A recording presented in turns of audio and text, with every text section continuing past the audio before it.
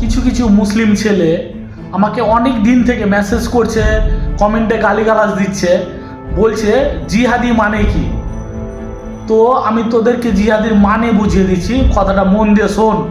হ্যাঁ, এর মধ্যে শুধুমাত্র মুসলিমরাই আছে, হিন্দু নাই, পার্সি নাই, জৈন নাই, শিখ নাই, শুধু মুসলিমরা আছে।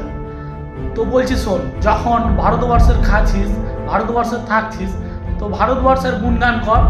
ফিলিস্তিন, বাংলাদেশ, পাকিস্তান, এগুলো তোদের বাবার দেশ, এদের গুণগান বলছিস। হ্যাঁ, তোদের ধর্মে মেয়ে নাই, তোরা হিন্দুদের মেয়ের নিয়ে টানাটানি করছিস, প্রেম করছিস, এটা করছিস, প্রেমের জালে ফাঁসাচ্ছিস। তোদের ধর্মে মেয়ে নাই, আমরা যাই না কেন তোদের ধর্মে মেয়ে পটাতে, মেয়েদেরকে মেসেজ করতে, আর কিছু করতে যাই না কেন?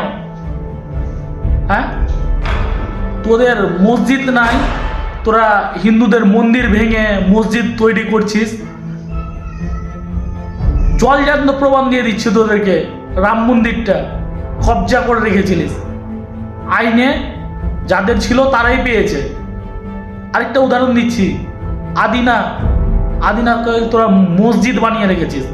একটা মসজিদের প্রমাণ দিস তো আদিনাতে গিয়ে, একটা প্রমাণ।